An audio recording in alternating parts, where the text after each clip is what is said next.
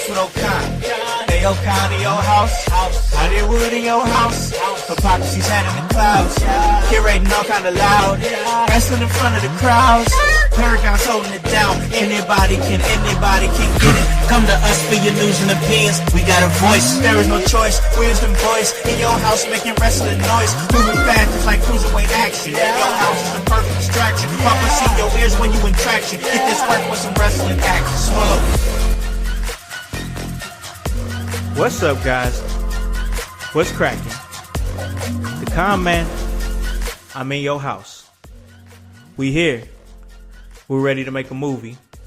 I hope you guys are ready to make a movie. I hope you guys are with the shits. Because, hey, we're with the shits. And we're ready to talk a little wrestling. That's right. You already know the vibe. Anytime we slide on through, we're here to give you that work when it comes to this professional wrestling business. And, man, we are tapping in with you guys on a Friday. And congratulations, guys. You made it through the week, and we're heading right into the weekend. And a big weekend it is for us here at In Your House. And we're going to talk a little bit about that. We got some stuff moving this weekend. Also, SmackDown is tonight. So we're tapping in about an hour and a half before SmackDown goes on the air.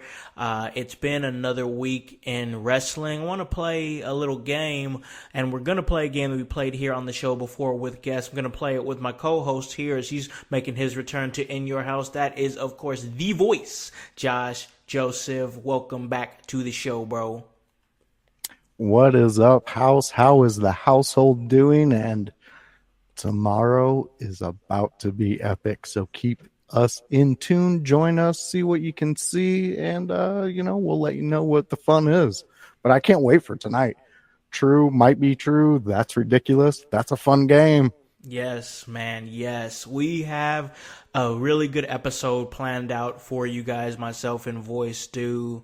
We're going to do a watch along. These are a couple of matches that Voice has suggested in the chat, and we're going with it, guys. We just did a watch along last week, and that was a fantastic episode. If you guys want to go back in the archives and check that out, just a couple of episodes ago, it was really great. We got the Lou in the chat. What is up, Lou? Thanks for coming through and checking us out on this Friday night. But we continue to have another watch along, and it's going to be a great one. We're going to do one of my absolute favorites, and that is Taz going up against Shane Douglas. Yes, and that is the 1999 Guilty As Charged pay-per-view for the ECW World Heavyweight Championship. Myself and the voice Josh Joseph are going to watch that today, but we were supposed to have another host on this episode. We had just brought him in, and we're just trying to see what he's got, see what he can bring to the table. That was, of course, if you guys know what's up, that's Grunmeister. So here's the thing. All right, and we're going to address it right here on the show. All right, we're getting it knocked out right now, Voice. I see that look on your face right now, a look of disappointment, of sheer disappointment. He was supposed to be on this episode of In Your House, and unfortunately for us in the household, there was a DLC drop on Elden Ring, and we've lost him. Yeah. He's gone. And, he called off after 2 days. He called off after 2 episodes. So now he's fired. So we have to fire him. Yeah, he didn't reach his 90 days. He didn't get to the 90 days. HR got a hold of Grun. Yeah. So we're giving him the proper send-off.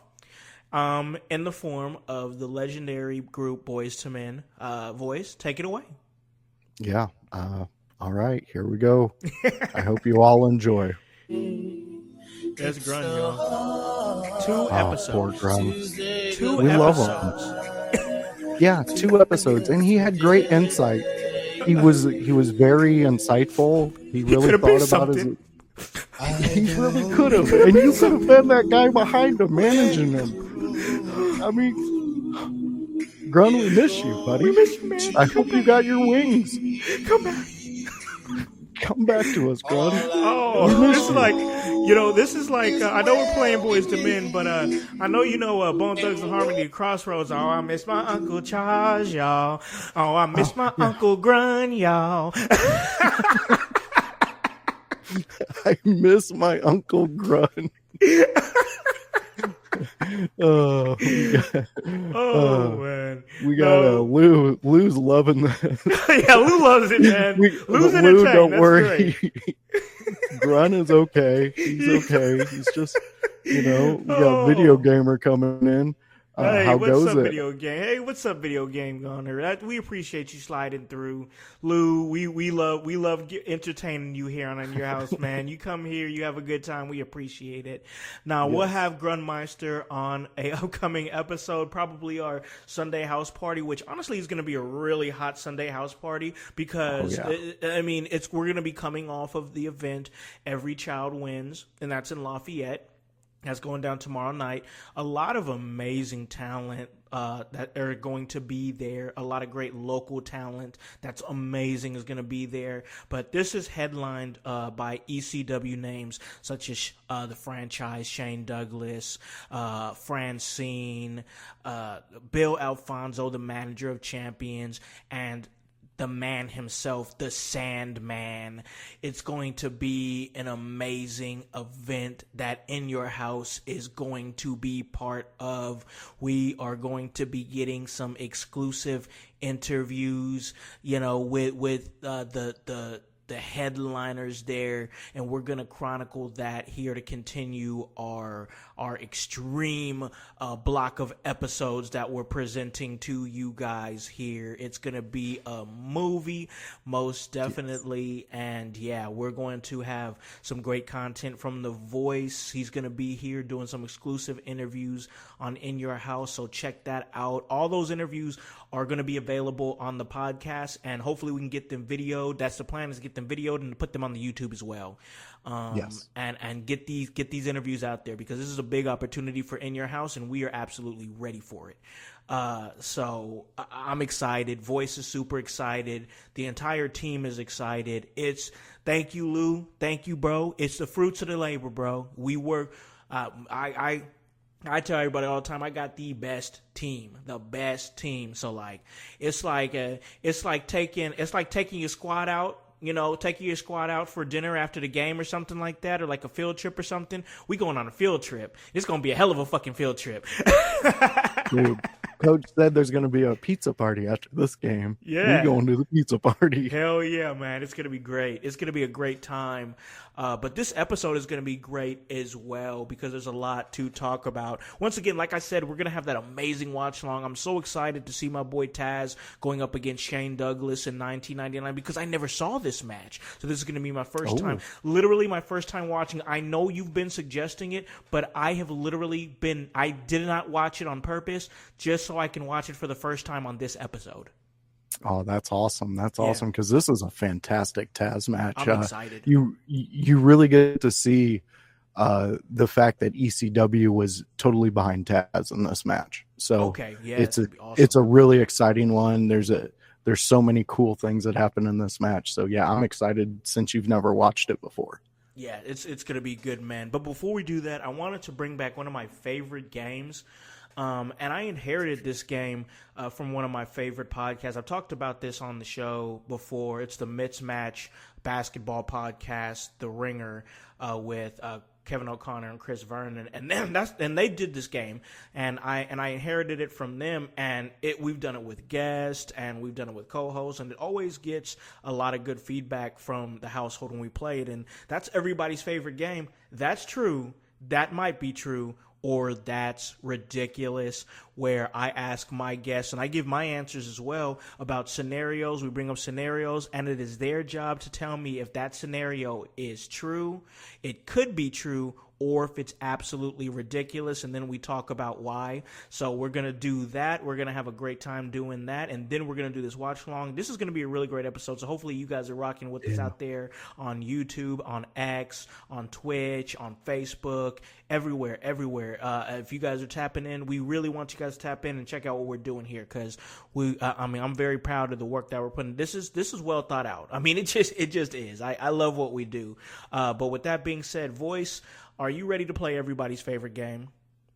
Oh, you know I am. Let's get it going. Let's do it. I feel like I need some game show music or something here. I know. We're going to work on that. We'll get that. Trust me, the gears are going.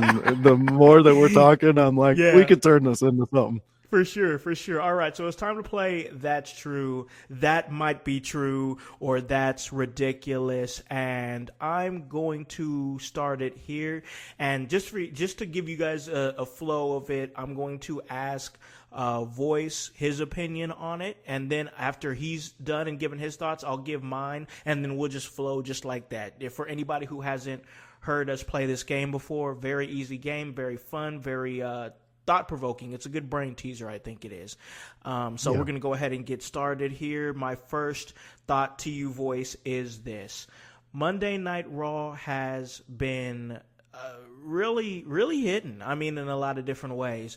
And I feel like some of those ways are because of the storyline between Dirty Dominic Mysterio and Liv Morgan, and Liv really getting real spicy here with Dominic, but also taking care of her boys. She made sure that JD and Finn won the WWE World Tag Team Championships in Indianapolis on WWE Raw. She's taking care of business. You know, of course, we know her beef with Rhea, but man, it's getting a little hot right now because it seems like she's doing all the right things right now and making all the right chess moves to get every member of the Judgment Day on her side. And it makes you think, what's going to happen when Rhea returns, and what is going to be the state of the Judgment Day when she returns? And with that being said, I put this statement out there. Liv Morgan will be the new leader of the Judgment Day. That's true. That might be true, or that's ridiculous. Ooh, wow, we're really coming out of the gates on this one. Yes, sir. You know what? I was gonna say that's ridiculous, and then I paused, and I think that might be true. Mm-hmm. Only because there has been a discussion that we have had. There's been a discussion that Grunt has had. And it's, when are they going to break up Judgment Day? Yeah. We thought it was going to be with Damian Priest winning, and then kind of, being like, well, I don't need you guys anymore. I've got what I wanted. There was talks about that. There was talks about JD getting kicked out. There was talks about Finn possibly leaving. Mm-hmm. Now, I posed this. I think it might be true because look at the interaction that you had with Liv Morgan, JD, and Finn. It was very, like faction-like. Yeah, with just you mean at those the end three. of Monday Night Raw? Exactly. Yeah. It seemed like they had practiced that. You know what I'm saying? Yeah, exactly. And remember, Finn did take the room key. Oh, he took that room key quick. he took it. So maybe him and JD met up with her and they practiced this over and over again. Yeah. Who knows? All I'm saying is if it hits the right nerve with the fan base, we have seen WWE make that slight turn and add that into a storyline, because sometimes things catch heat when you don't expect them to. Yeah. When you expect them to just do what you wrote and just make it a nuisance. People really liked it. But again, we're talking about replacing Mommy. That's ridiculous. You can't do that, because she didn't have to build up these guys. She showed them that they had it in them inside this group. And when they worked as a family, they got championships. So this is a problem. If I had a faction, the Judgment Day, I would love to have. Oh, is it going to be Mommy as our leader? Oh, is it going to be Liv Morgan as our leader? We're champions when either one is leading us. Oh no, what should we do? Yeah, like, come on. Good problem to have for sure, man. Good problem to have for sure. I'm with you, man. That might be true. I think that might be true. Only reason I don't go with that's completely true is I still feel like there's a reality where Dominic just leaves Judgment Day altogether with Liv Morgan and just turns his back on him, then she wouldn't be the leader of Judgment Day. She'd just be, she'd be flanking Dominic and Dominic would be flanking her. And then, you can have Dominic go on a completely different villain arc than when he did when he betrayed his father in Edge, back when he first joined the Judgment Day, which, man, thinking about that, just real quick, where he was at then compared to where he's at now is just, it's a completely different world. My God, like he's great. I mean, he's great. I praise Dominic. He is amazing. Yeah, you are correct. We could go hours on Dominic. Oh yeah, for sure. But yeah, I think that might be true. I do. I think that we can see it, and this is gonna be part of that Liv Morgan revenge tour where it was a shoulder for a shoulder with Rhea Ripley. She injured her shoulder. She took her title, but she's not trying to stop there. She wants to take everything. She wants to take her family too. So this is literally like the best version of Liv Morgan. And I love it. I love it. This is a great chapter in her career that is going to really, I think, I don't want to say lay the groundwork because I feel like the groundwork's already been laid, but it's going to help that foundation and help put up walls of the legacy of Liv Morgan, because they've already put the titles behind her. She's already a 2-time SmackDown Women's Champion and now a World Women's Champion. So as far as I know, at least a 3-time Women's Champion, a couple of times a tag team Women's Champion. So like the lineage is there, but like now she's got to like really make them care, and I think she is really, really hitting a stride right now for sure. So I think we could see that. Liv's doing great work right now, and we love to see it. Somebody else has been doing great work. He's been doing great work for like the last 3 or 4 years, honestly, is Jey Uso. Jey Uso has come out, and he's qualified for Money in the Bank. So he's in there, and this is one thing that Paragon, I believe, has said a lot. They call him main event Jey Uso, but every time he gets in the main event, he doesn't win. So could this be the opportunity to make that different? He was the first to declare for Money in the Bank before anybody else, so I don't know if that's a tell or anything, but this is the question I posed to you, or the statement that I posed to you.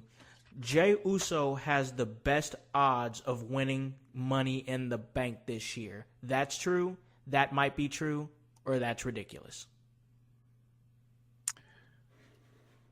I would say that is true. And the reason I'm saying it's true is because exactly what you alluded to and what you said Paragon talked about. Every time he gets in the main event, he doesn't pull out those main event numbers. You can only do that for so long before the wrestling fan base catches on, and then they're like, okay, we're done with you pulling at our heartstrings for this guy. Give him the title or move on. Yeah.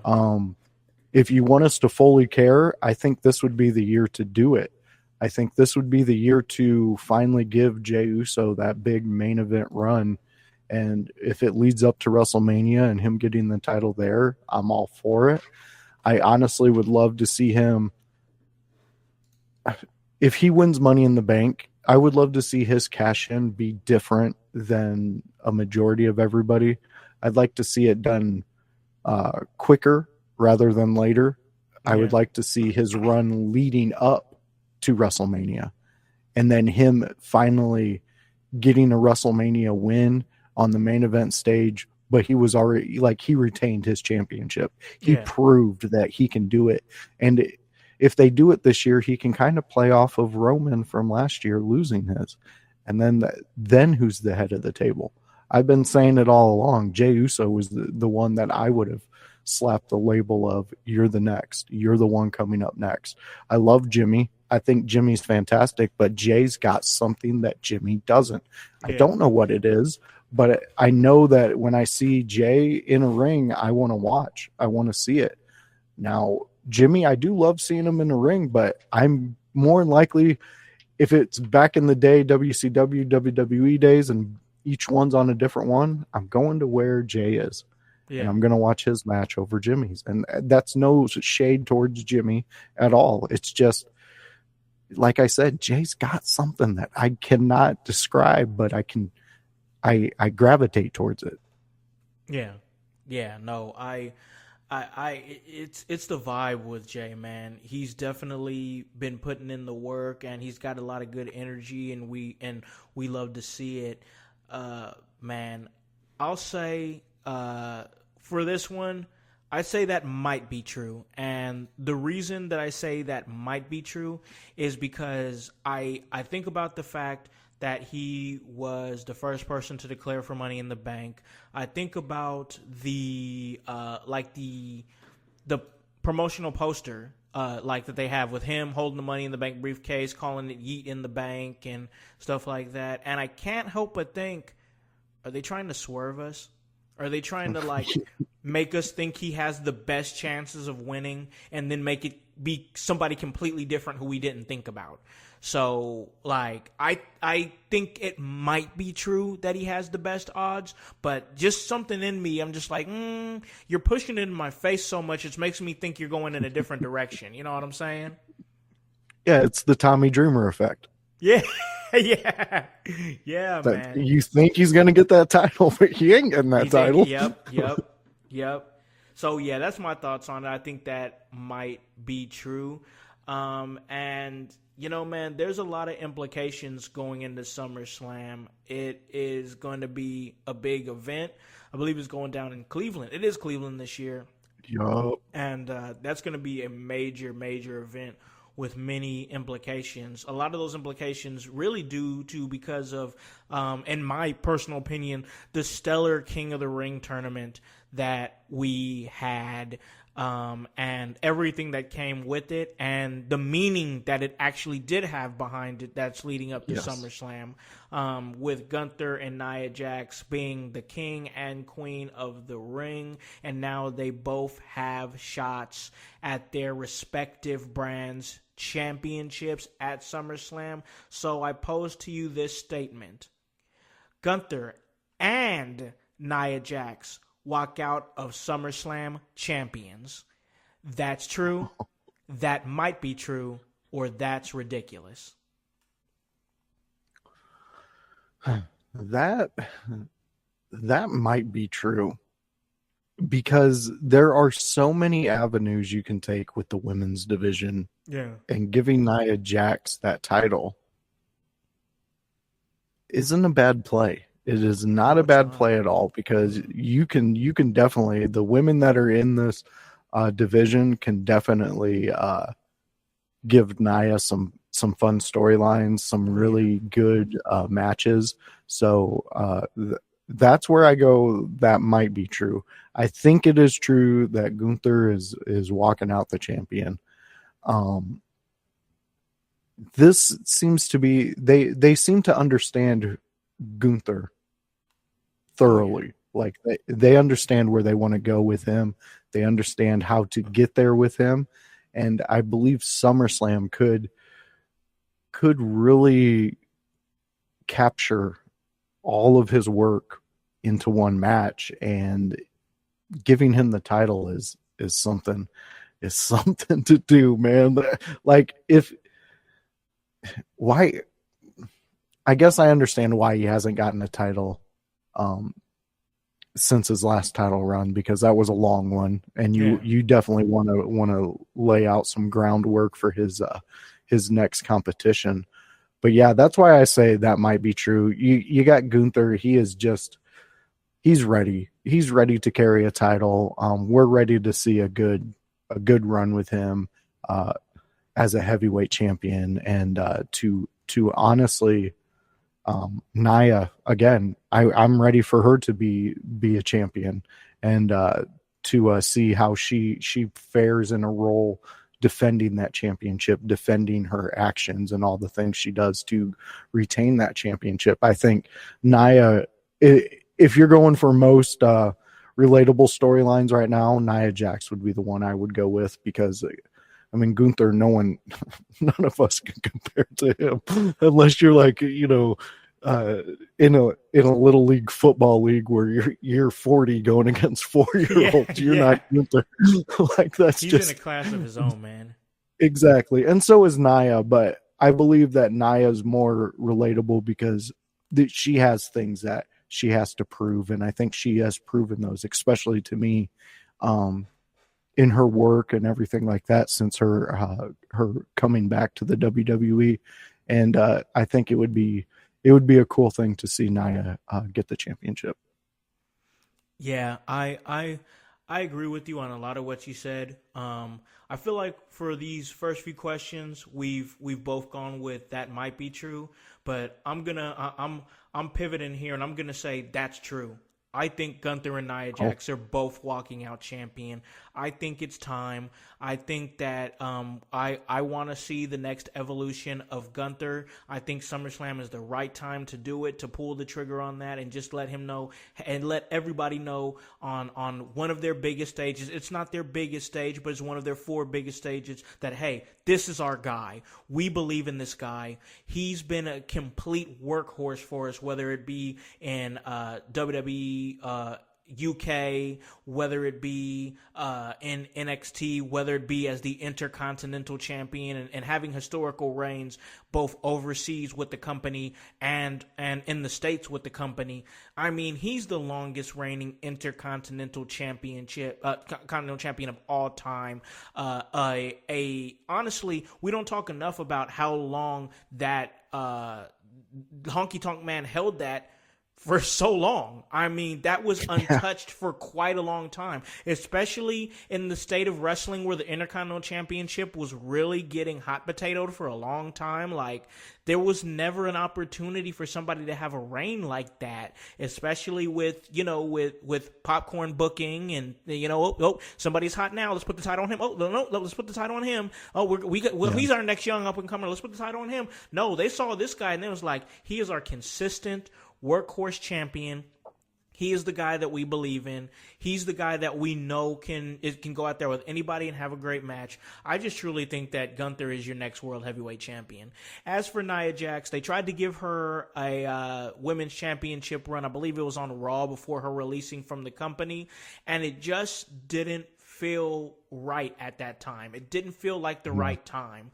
SummerSlam feels like the right time. SummerSlam feels like that if she wins at SummerSlam, it's going to be like she won the women's championship for the first time. And in some ways, it is going to be, because it's going to be the first time this version of Nia Jax wins the World Women's Championship. And I just think she's been doing amazing work for a lot of, honestly, since her return to the company. I mean, I've talked about it here on the show before, is that her complete, changing of attitude and really loosening up and just having more fun, because that's what I'm seeing with her, is that she's still being a complete badass monster, but she's just having more fun. And because she's been able to do that, she's been able to come back to the company. She's been able to win Queen of the Ring. And I just don't think you put her in that situation in SummerSlam if you're not going to have her walk out champion. I believe Bayley's going to be the champion going into SummerSlam.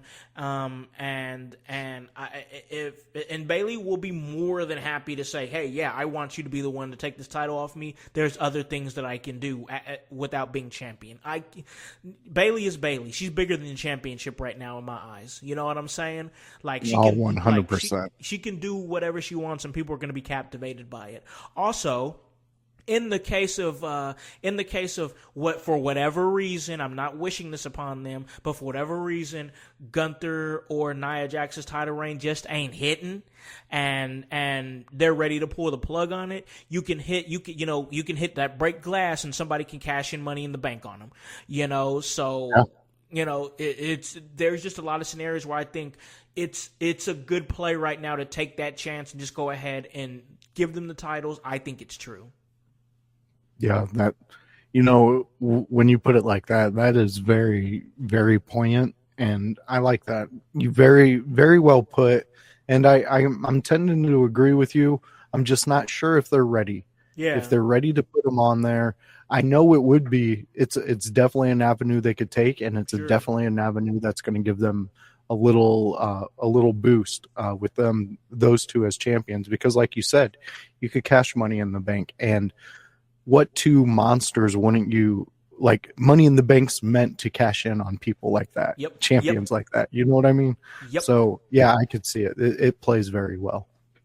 Yeah, that's just my thoughts on it. So we'll see what happens. But I thought that was something I wanted to bring up. But I want to stay here with SummerSlam real quick because, man, the Bloodline storyline is really taking a big pivot here.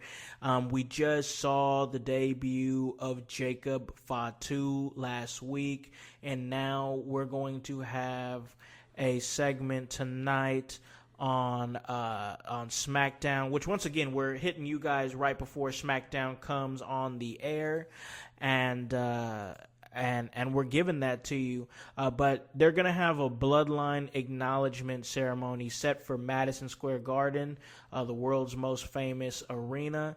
We're going to see what that entails. We're going to see what happens. But one thing I can say is that, man, Solo is out of control. Solo is out of control.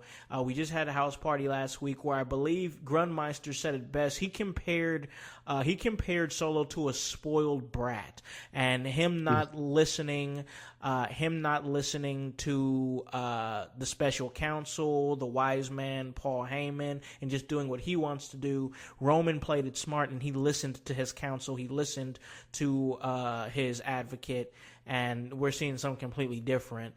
Once again, like I said, him being Solo is just kind of doing whatever he wants, and we can really see that hit a boiling point.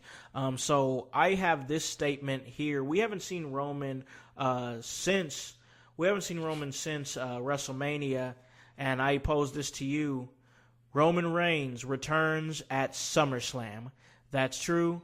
That might be true, or that's ridiculous.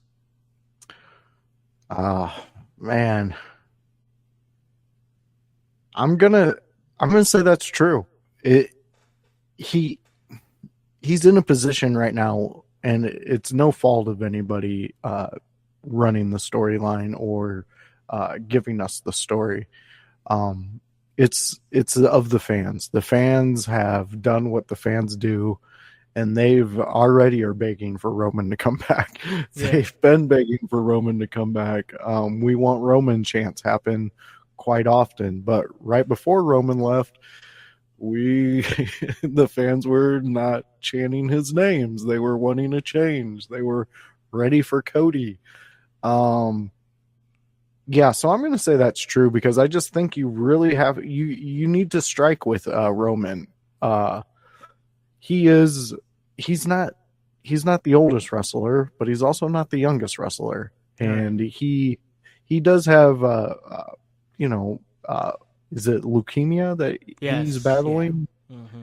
So that stuff does take a toll on him, and he's around all the best doctors and things like that. So don't get this misconstrued.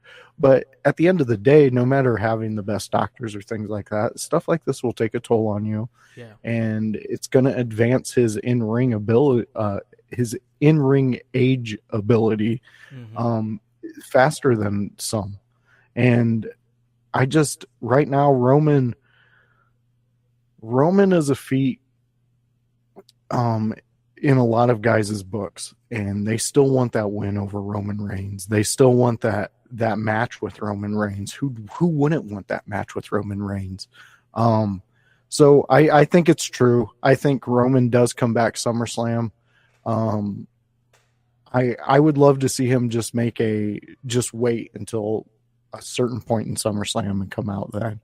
That's when we see him. I don't want to see him a couple weeks before SummerSlam coming back. Nope. Because I don't think he needs that. He definitely doesn't need that. And yes, Daniel, you are You are definitely hitting exactly what I'm talking about. Yeah, my boy The Laura fans are P1. fickle. Yes, it's Yes. true, man. Yeah. So I absolutely think that is a true statement. We see Roman at SummerSlam.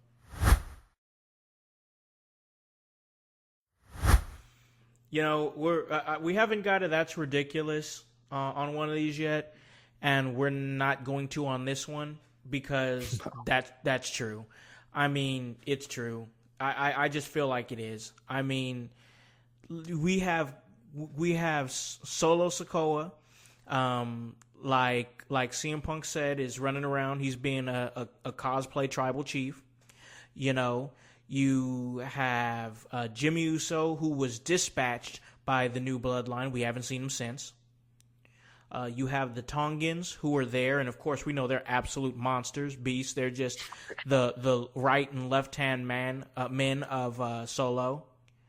And then you have a game changer. I mean, and this isn't exaggerating here. You have a game changer in Jacob Fatu, complete beast, badass Samoan werewolf. How is he going to play into this? And then you have basically like Simba, who's away from the land, but he's growing and strengthening himself on his own, and that's Jey Uso. You know, he's away from the kingdom right now. He's growing and standing on his own too and surviving and thriving out there, which when the time comes for him to return to his bloodline, he's just going to be more stronger and respected for it.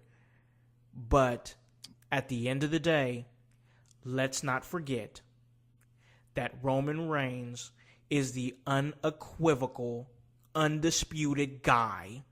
That's the guy, all right? I'm sorry, y'all. I don't care. I know it's been a few months. People like to have recency bias and stuff and like, oh, Solo is this, or yeah, Jacob's going to do that, or Jey Uso, he's the guy. Guys, listen, all right? Roman Reigns is the unquestionable, unequivocal, untouchable guy until he's not anymore. Period.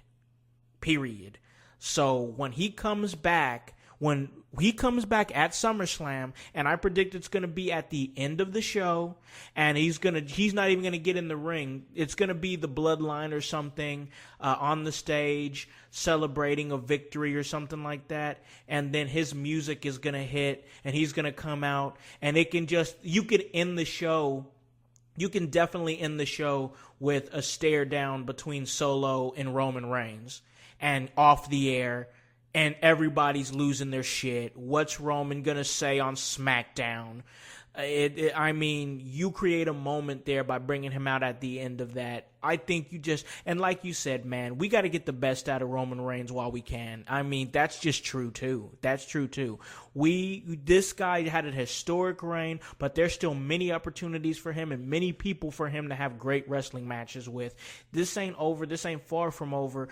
But, you know, I understand with his illness, you got to take that seriously. Also mourning the loss of his father, Sika, you know, and so he's dealing with that as well. So I'm not trying to rush him back. I don't want to get it twisted, y'all, and say like, oh, he's got to come back and save the show. Listen, the shows are doing just fine. Go be with your family, you know. But once again, I have to say that one of the main reasons that WWE is where it's at right now, that it's in the era that it is in right now, that it is doing the numbers that it is doing right now, that it is going to the venues that it is going to right now, that a good portion of that is because of Roman Reigns.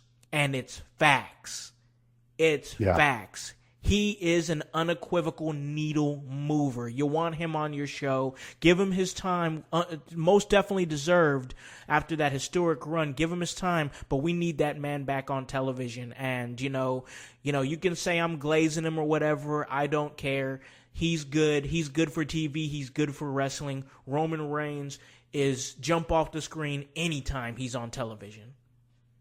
Yeah, 100%. And yeah, like you said, this era is on Roman's back. Yeah. It just is. He's the one who's pushed this bloodline story. I mean, I've said it multiple shows we've done. If the wrestling storylines got Oscars, the bloodline would get the first one. Yes. because Yes. it's been amazing, and it's not done. We have no idea where it's at. I don't know where it's But we ending. know I it's can't not even done. question it anymore. I'm just enjoying the ride. I can't even question it anymore, bro. Yeah, and I really enjoy that and appreciate the fact that all involved in that storyline have made that storyline like that. Like you said, just I'm enjoying it. I don't care where we're at in it. I'm just loving the fact that we're in it right now. Kind of almost makes me wish we would have had that during the NWO years. Man. Just enjoy it. Yeah, man. Yeah, it's crazy to think how great the storyline has become, and honestly, like as much as there's things we might not like about the development of Solo or whatever, I do still feel like that there's a heel that's growing from that. Like Solo constantly bullying Paul Heyman, like I can't remember the last time Paul Heyman felt like a sympathetic babyface because he's getting bullied by some guy. Like, Paul Heyman's always been a smarmy piece of shit, like always just saying whatever he wants, doing whatever he wants, politicking his way through things. He's not politicking anything with Solo Sikoa. Solo Sikoa is saying, do what I tell you to do or I will inflict violence, and that's it. Yeah. Intimidation factor, intimidation measures are on 10. So, it is what it is. But when Roman comes back, the landscape is most definitely going to change once again because it's Roman Reigns, and any ring he steps into commands his attention. So it is what it is, and it's great. It's going to be great when it happens, and I just think that's true. Speaking of things that have been commanding attention, man, I want to move it over back to Monday Night Raw. We talked a little bit of SummerSlam, really on the SmackDown side of things. We're getting away from SummerSlam, but going back to Monday Night Raw, we talk about something that's been compelling, something that's been commanding attention. Man, that's the Wyatt Six, man. This whole segment with the Wyatt Six, my God. We haven't got a chance to really talk about it on the show because we haven't had an episode this week until now.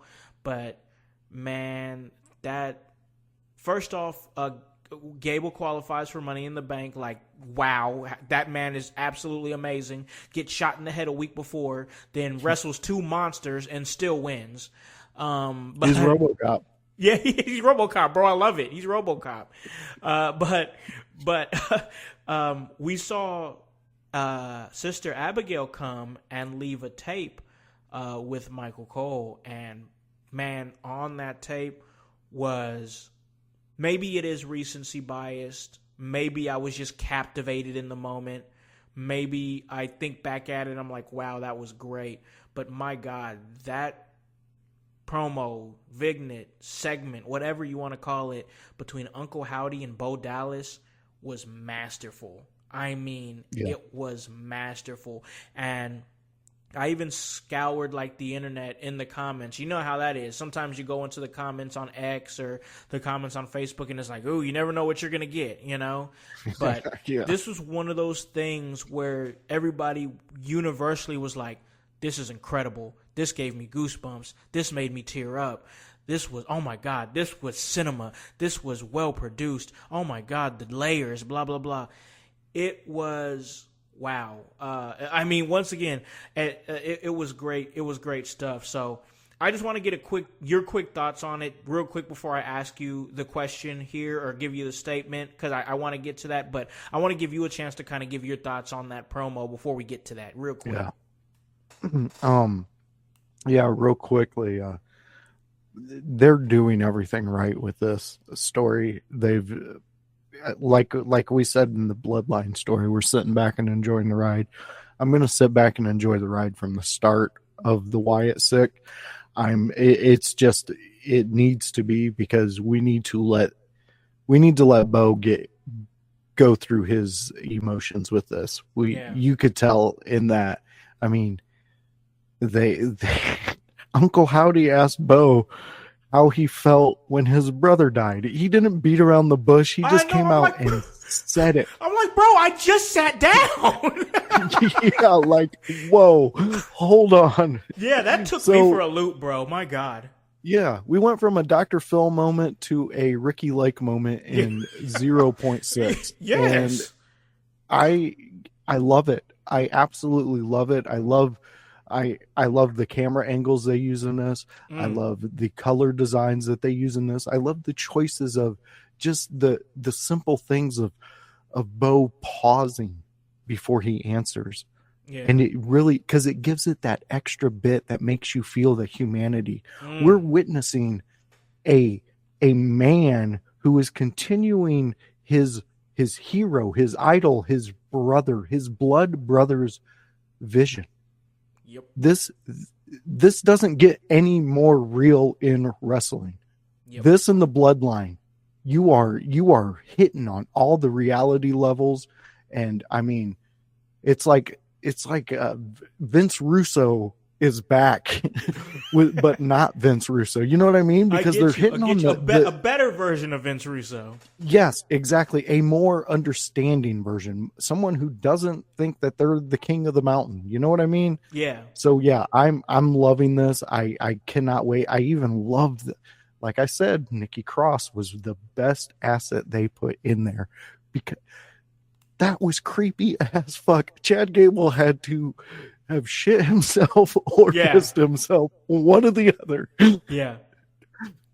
But yeah, it was fantastic. I love it. Yes, good stuff, man. I enjoyed it. Just like my man Daniel here said, that's one thing I'll give so much credit to WWE. Their production value is cinema quality, absolutely. Man, yes. I loved it. Good stuff. And one thing I noticed about that promo real quick, and then once again, I got to get to the segment, but I wanted to gush about this real quick just because I really enjoyed it. One thing that I noticed, like the dark room that they were in, there was a door behind them, and it looked like the door from the Firefly Funhouse. Just the layers, man. The layers. Yes. And one thing I said, I either said it in the chat or I said it on this show, but I'm going to say it again in case I didn't say it on the show and I just said it on the chat. This is exactly what I wanted from them as far as their presentation of the Wyatt Six. We know they're here. Now we should only get them in bits and pieces. We don't need to see them. I did say it on the show because I was like, oh, there needs to be scenes where it's like a horror film in the back. But like even the way that it's not exactly what I said, but it's still good because it's like you're not just throwing all of them in my face. We got a little bit of Abigail. Then we got a little bit of Uncle Howdy. And it was just enough. And I feel like that there was a lot of symbolism in the promo. We're talking about we made them remember. We made them all remember. They just tried to forget about us. And we talk about, and Grun said, this is an opportunity to bring life to talents that got lost in the shuffle. You know, you forgot. We're going to make them remember. That could be a double entendre. That could be you forgot about these talents. We're going to make you remember. Or you thought you were going to forget about Bray Wyatt's legacy and we're going to make you remember. You know, like... Yeah. And do you think that you're exploiting your brother's legacy? And the answer to that was perfect. And I'm like, what? So I think his legacy should just be a mausoleum. I should just let it die. I should just let it. No, I want to keep it alive. That was wonderfully done, and I want to see more of it. Which poses this statement. So we didn't get a chance to see it last week, and I think that we didn't see it for good reason because on NXT they had Joe Hendry and then they had Jacob Fatu debut on SmackDown. So I'm glad they didn't. But the question is here: at some point, will the Wyatt Six take over both shows? That being SmackDown and Raw. That's true. That might be true, or that's ridiculous. I want to say that's ridiculous, but then I think of the supernatural powers that they seem to have. Yes, and I've learned through many horror movies, you don't call supernatural powers ridiculous. But I mean, I'm as close to that's kind of ridiculous, just only because you would have to add more members. Yeah. I don't think the 5 that they have now, and then you add the 6, whatever the 6 may be, right? Because that's even up in the lid. I mean, WWE got a party invitation, and they're bringing the 7-layer dip, and it's in form of the Wyatt Six, and I mean, Like, is the sixth one Bray? Is it the Lantern? Is it, what is it? Is it Uncle Howdy? Yep. Is Bo number 6? What do we got here? But like I said, I mean, like if they play it right, there could be a way to do something like that. There could be a way to have your family extended to both brands. Or, I mean, they weren't involved in the draft. They can, Nope. They're free agents. They can all go wherever they want. So it might lean me up to that might be true. Like I'm in between that's ridiculous and that might be true, only because like this, like we said, there's so many layers to this one story. I don't want to look like a fool on the internet, my friend. No, I feel it, man. And I've been kind of advocating it for a while, but I'm going to say that might be true because, like, I get it. Like, I know that you probably want them to be your attraction on Monday Night Raw, and, they could definitely be that. And maybe you don't want to have a situation where, for whatever reason, I don't see why or how that would happen at this point, but the Wyatt Six comes toe-to-toe with the Bloodline, and then it's like, where do you go from there? I don't think that's a situation that needs to be even thought about right now. It doesn't need to even be a thing at all, because like with the Wyatt Six being so new and the Bloodline being so dominant, where do you go with that? It doesn't feel like there's a easy solution that's gonna make everything better. I would not do it at all, but I do feel like that there's truth to like a supernatural being. You really think you're going to confine them to one place? No. They're going to go where they want to go, They're going to do what they want to do. So, like, the idea of Nick Aldis giving a phone call to Adam Pearce and saying, hey, you just want to keep the Wyatt Six over there. We don't want them over here. So just go ahead and keep them over on Monday Night Raw. You're the general manager. I'm sure they'll listen to you. Don't bring him to SmackDown. Good luck. See you at the board meeting. Yeah. Like, no, that's not how that's going to work. You can't confine supernatural beings to where you want them to stay at. They're supernatural beings. They're going to go where they want to go. They don't play by the rules. They don't do any of that shit. They don't care about your corporate sponsorships. They don't care about your television rights. They don't care about any of that shit. They're supernatural figures that have their very own agenda that does not coincide with you making money or this or that. I just feel like if we're going to do it, we got to do it. You know what I'm saying? And I think that there's a reality in WWE where you can make the stable fit on both shows, where you don't have to have them on there every week, or even have the same guys on the show every week. Like on Monday Night Raw, we literally just saw Bo and Abby. Where was Rambling? Where was Mercy? The other. I'm talking. Oh yeah. Huskus, Huskus the pig. Huskus. So where was Huskus? They weren't there. So now, could we maybe see 2 of them on SmackDown, or maybe we don't see Abby on Monday Night Raw or Bo on Monday Night Raw, and maybe we see Huskus and Mercy or something. I don't know. Like, well, it's just a different scenario. But I think there's a reality in WWE where it's possible for them to be on both shows. So, yeah. That's my thoughts on it. I think that it's going to be a situation. We're going to see where it goes. But we're going to move on here, man, because we still have a great watch-along to do, and I'm excited for that. I just got a couple more questions here in the game, and then we'll be done here. But I'm going to bring this up here. We got Money in the Bank. That's next week. That's in Canada. It's going to be great. We're going to see 2 Money in the Bank matches. That's going to, of course, be the men's Money in the Bank and the women's Money in the Bank match. And a lot of moving parts going into this. We're going to have a couple of qualifying matches tonight that involve Jade Cargill going up against Candice LeRae, going up against Tiffany Stratton as a Money in the Bank qualifier. We also have Naomi, Blair Davenport, and Indy Hartwell. And then we have LA Knight, Logan Paul, and Santos Escobar. All these triple threat matches are Money in the Bank qualifying matches. I love their triple threat matches. I love that element that they're putting in there. Good stuff. But man, there's a lot of thoughts going into Money in the Bank, because Money in the Bank can change the trajectory of a talent's career.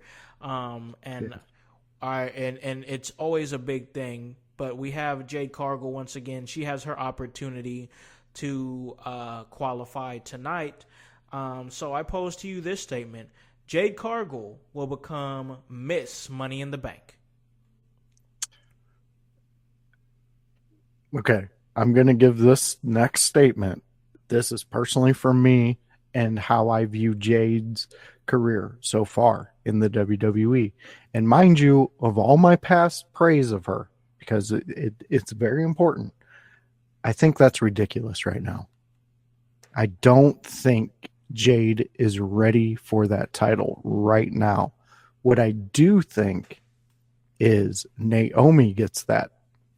Naomi cashes in, and I'm going to say it at SummerSlam, if Nia's not the champion. Yeah. Naomi's going to come in. She's going to cash in. If Bayley wins, she's going to do that. She's going to look at Bayley, and she's going to look at her and be like, that's what I do. You didn't know that this was coming? Yeah. This was coming. Yep. And then you're going to then you're going to see Jade for her championship run. I think it's going to come down to her and Naomi for a belt. And then when Jade wins it, then we're going to have the Bianca Belair. So, mind you, I am not saying it because I don't believe Jade cannot win it. I'm saying it more because I think she needs more time. And this would be a way to develop a story with her and make it more meaningful and more like people want to come even more to Jade, because I know she has a huge fan base right now, but it's going to get bigger. It needs to get bigger because she's Jade and we all know what she can do. So that's where I'm at with that. I hate to say those words next to her name, but I do think that that's ridiculous. Listen, man, it isn't hating on her or feeling like she's not good enough or anything like that. It has absolutely nothing to do with that. Jade's an incredible talent with incredible upside and has a very bright future ahead of her, and I am a fan of Jade Cargill and all the work that she does. Yes. With that being said, that's ridiculous, because she's not even getting past the qualifier tonight because she's not winning, because Tiffany Stratton is going to be winning by pinning Candice LeRae. Jade Cargill's not going to take the pin. Tiffany Stratton is going to go and get a spot in Money in the Bank, and that's just what it's going to be. And let's face it, I like the idea of Tiffany Stratton more in a Money in the Bank ladder match environment than Jade. Jade, honestly, if I'm being honest, Jade would scare me. Jade would scare me in that environment. It's not hating. I'm not being negative. It's nothing like that. I just don't think she's ready for that type of environment where one wrong move and somebody can get seriously hurt. You know what I'm saying? Yeah. And it just is what it is. And I don't think she's ready for that type of environment. I think they put her in this triple threat match to put her out there and roll her out and make people believe that she might win. I don't think she's winning tonight. I think Tiffany Stratton walks out tonight as with the spot of the women's Money in the Bank. I just think she fits the match type better, and I think that you can protect Jade Cargill without putting her in that type of scenario and put her in more situations to not only look dumb, but to a further extent possibly hurt herself or somebody else. So I just don't see them doing that tonight. I just don't. And for that reason, I say that that's ridiculous. So It is what it is. Once again, it is not hating. It's not being negative. Nothing like that. No. It's just being realistic. Huge fan of Jade. I think she's great and she's incredibly talented. And it's fine because if she'll probably won't ever hear me say it. And if she did, she won't give a shit about what I have to say because she's incredibly famous and talented and in great shape. And I'm just a guy with the mic on a podcast, you know, and that's fine. It's okay. It's okay. But that's my opinion. That's my thoughts on it. I think it's ridiculous, you know. But I want to stay with Money in the Bank real quick. This is going to be my second to last question. I think the last question is going to pop you a little bit. We'll see. But you know, it's going to be very interesting because I brought up that triple threat match with LA Knight, Logan Paul, and Santos Escobar. And, you know, we have a budding feud between Logan Paul and LA Knight, which I think is really good. You know, I think it's a good thing for sure. But now they're in this Money in the Bank qualifying match. Man, there's a lot of different ways that you can go with this. But, man, this is an opportunity to put Logan Paul in kind of rarefied air. Because I think there hasn't been many who've done this. Maybe Seth Rollins? Maybe. I'm not for sure. I don't think he had it at the same time. Maybe The Miz? I'd have to look it up. But it would put him in rarefied air if he were to do this at Money in the Bank. And I pose to you this question, or this statement. Logan Paul will simultaneously hold the U.S. title and the Money in the Bank briefcase. That's true. That might be true. Or that's ridiculous. That might be true because you could definitely catch some heat if you do that. Yeah. Because then you don't have to do the ridiculous he's putting up his title for title, and then right before the 11th hour, he's not putting up his title. What are you talking about? Yeah. You don't have to do that because he can just walk in with his briefcase, and we all know would see a nice Prime logo on that briefcase if he won. Yeah, he would slap a sticker on that. That's an interesting thing because how long do you play with that? Yeah. If you do go that route, how long do you let him keep that briefcase until he cashes in? You could go a long period of time like the Damian Priest angle. You could do that. But you are going to have to withstand the hate that is going to be on the internet if you do that. Oh yeah. Raj. I honestly did not even think of this scenario in one bit of my thinking of who's going to walk out with this. Yeah. But if you did do that, that would definitely make this a very interesting Money in the Bank. Oh yeah. Oh, yeah. So yeah, I think that might be true because of the storyline benefits of it. Yeah, I think that I'll just come out and say I think that might be true, and I think it might be a great move. I just do. Weird to say. I just do because, like you said, the hate that it's going to generate is going to be great. And let's not sit up here. I don't know if anybody's saying it, but if there's any of those people out there that's saying it, I'm dispatching this right now. We cannot say that Logan Paul is just a guy who shows up for the big shows. He's a celebrity wrestler. Blah, blah, blah, yada, yada, yada, all that BS. He's a part-timer, blah, blah, blah, yada, yada, yada, all that BS. Nah, nope, This guy's been showing up. He's been working his way up through the card the right way. He has. I mean, he's showing up to shows. He's being a part of PLEs. He's not part-timing it. When this man said that I'm going to focus my time on wrestling, he meant it. He's proving it. So there's definitely a scenario where this guy could not only have viral moments at the Money in the Bank match. I mean, he fits this match perfectly. He just does. You know, he just does. He fits a match style like this perfectly. Great opportunity for him to have a viral moment like he likes to have, and those are always great. But also put the briefcase on the guy. I'm down for it. Let's do it. And let's give him a decent run with the briefcase. And that's gonna make it easier to swallow. That's gonna make it easier to swallow when LA Knight eventually beats him for that US championship, and then LA Knight becomes US champion. But it's okay though, because Logan still has the briefcase. You know, so it's just a lot of different scenarios. I think it's the right move. I think that might be true. I only say that might be true because you never know. You know, once again, like I said, there's still that Jey Uso element in there.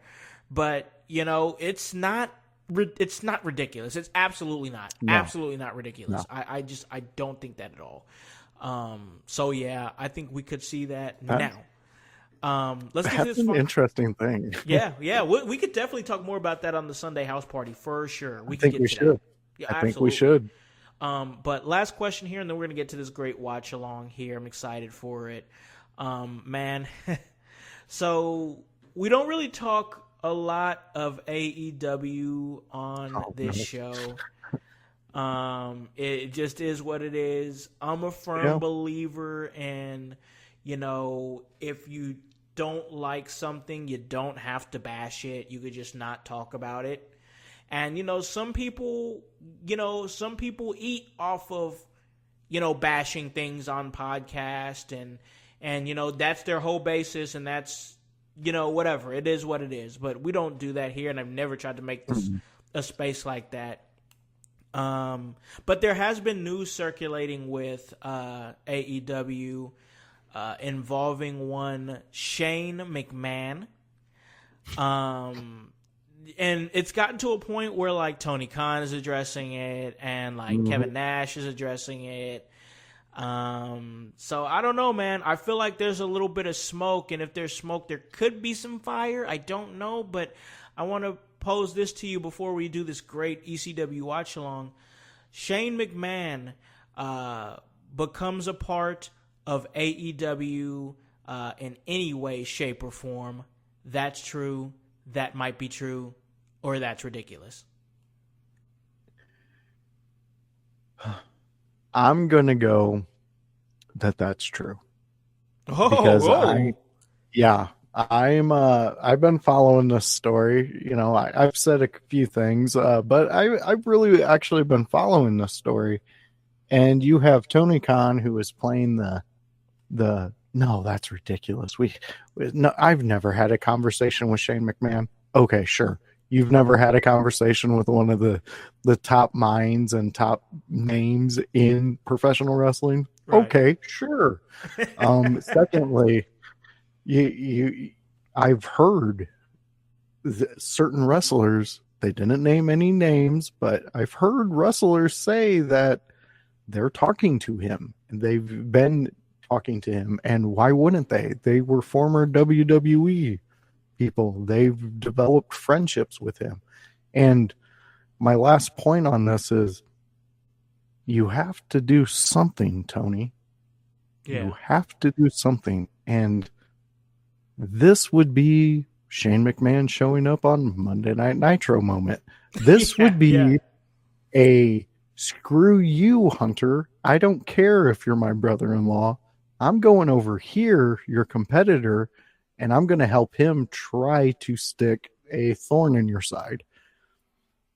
Who knows what they're going to do? But I do really think that Shane McMahon by the end of this year will be in some form or fashion a part of AEW. Wow. Okay. I'm going to go with that might be true.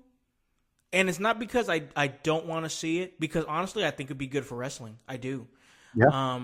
But I definitely don't think it's ridiculous. I don't think that at all.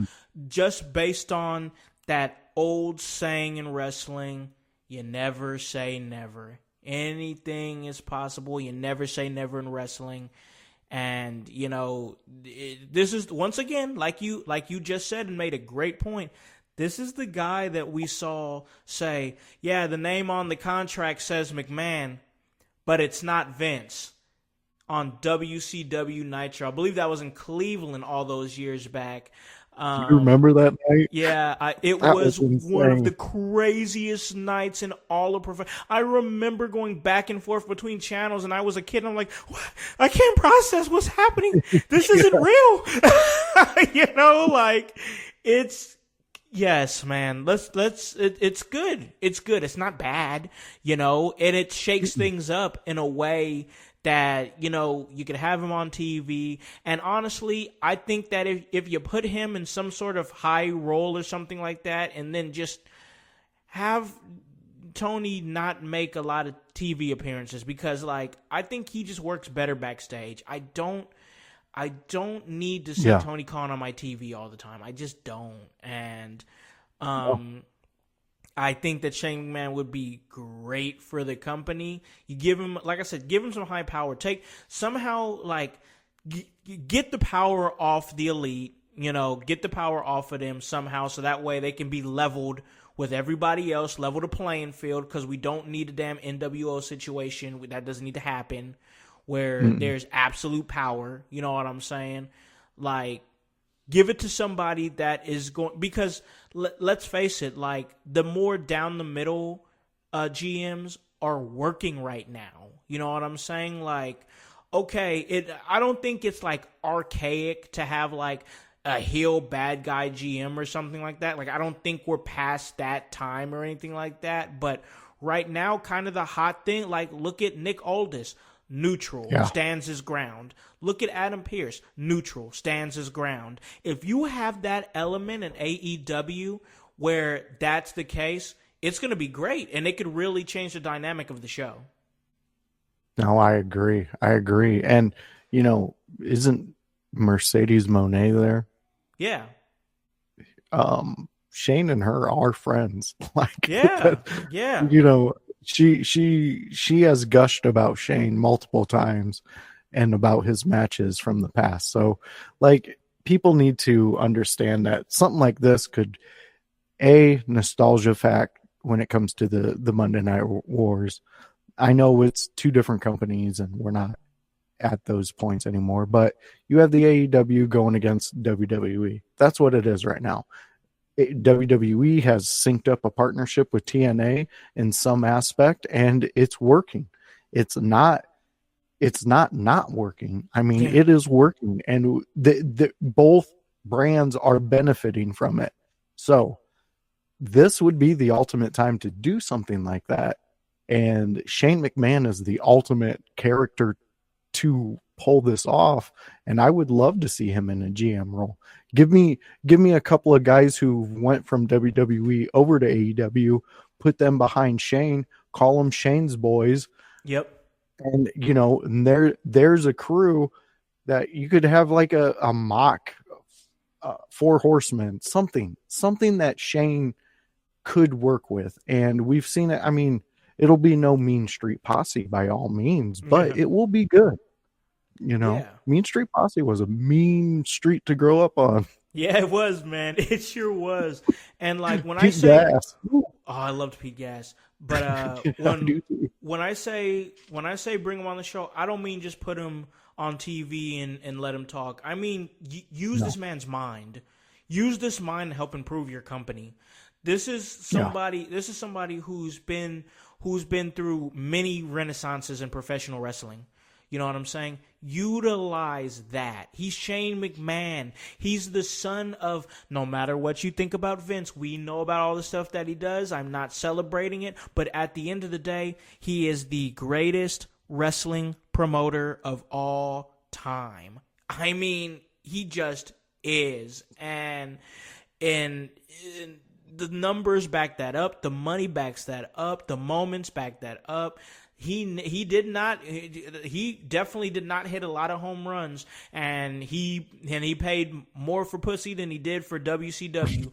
But you can't change the fact. You can't change the fact that he's the greatest wrestling promoter of all time. It's true, though. He did. Oh my god, I didn't even think about that. Oh. Yeah, he, besides the laughter, because he caught me off guard with that statement. But yeah, you are 100% right. Vince McMahon, outside of his depravity, that man has built what we enjoyed. And without that foundation, Trips wouldn't be doing the storylines he's doing now. And Yeah. if I can put one more point on this, if you do go with Shane McMahon being a part of your promotion, you need to sign the HBO Max deal. You need to sign it. You have to, because once you do that, you go over there. They give you a platform, and it's not a restricted platform. Because if you think that you're going to keep up with WWE on Netflix, Monday Night Raw, come on, you're dreaming, Tony. You are dreaming. Yeah, no, it's going to engulf them. Yes, I mean, I agree. I mean, I don't know I agree. Once Monday Night Raw gets on Netflix, it is going to be the Wild West in WWE. It just is. It just is. And Triple H has already said, get ready. When we go on Netflix, we're about to get edgier. He's already said it. Yeah. And it's coming. It's happening. I'm ready and raring to go to get my Netflix situation situated. You know what I'm saying? Because I'm going to be watching. This is going to be, listen, it's going to be 420 WrestleMania.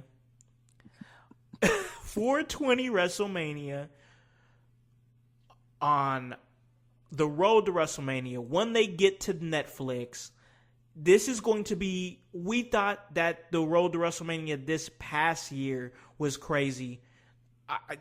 I know I've said it before. You guys can clip it. We can come back to this.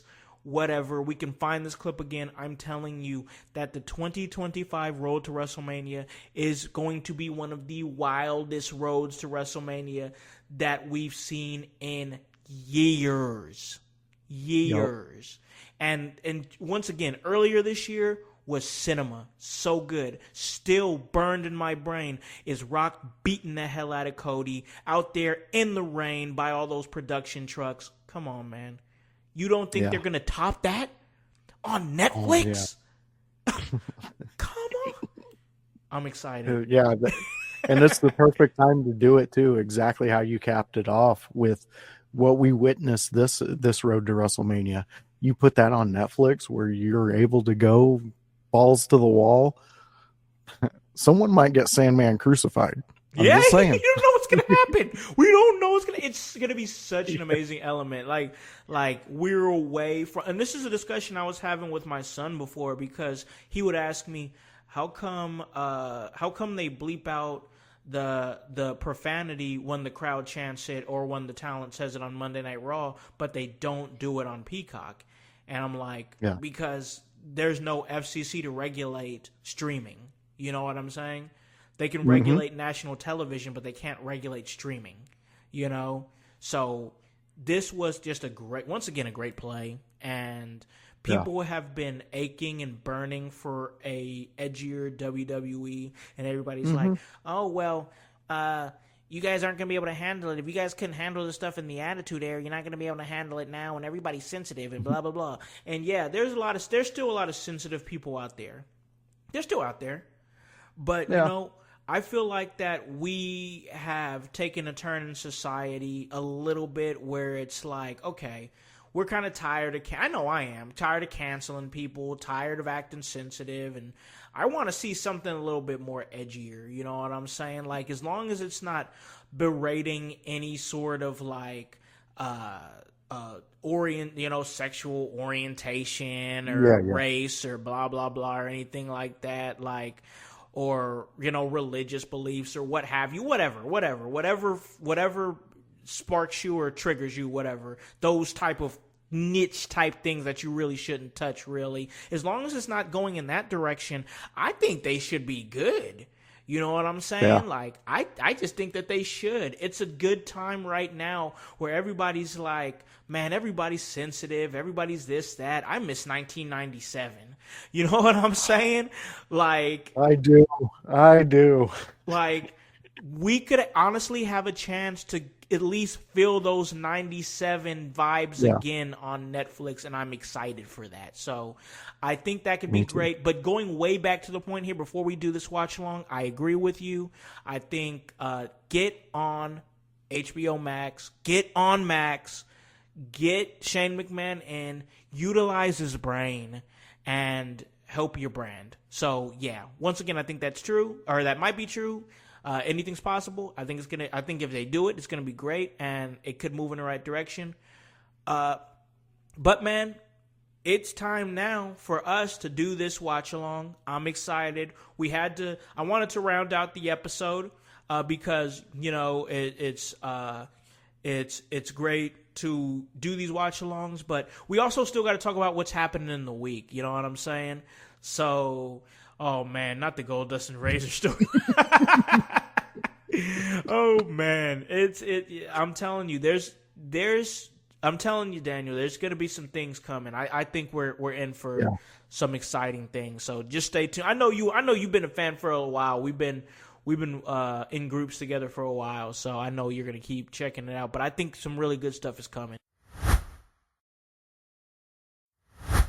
But man, we got to get this watch along. And Daniel, if you want to check it out with us, if you're available, come and do it with us. I'm on Peacock, man. We're going to be watching the main event of ECW Guilty As Charged 1999, where Taz went up against Shane Douglas, a franchise Shane Douglas, for the ECW World Heavyweight Championship. I got to do what I always do here, and that's give you guys where we're starting at, and then give you guys an opportunity to get there. And we're going to do that. So that's 2 hours, 10 minutes, and 35 seconds into the program. That is on the Peacock app. ECW section, Guilty As Charged 1999, Season 1, Episode 1. So, it's not an episodic thing. It's just one, but that's how they do it on Peacock.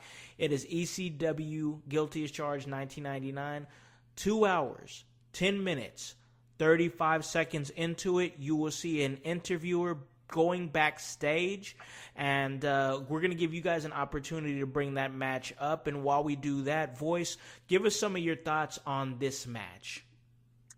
This match, wow, this is a great feud that was happening in ECW at the time. Shane Douglas walking in as champion. Really at this moment in the franchise's career, everything was starting to fall around him. Chris Candido, he had a big argument with him. And I believe that was an hour before this match. Then there was the Bam Bam Bigelow fallout. So Shane Douglas is on an island by himself during this match, which is very uncommon for Shane Douglas in the ECW era, if you are a fan and know of him.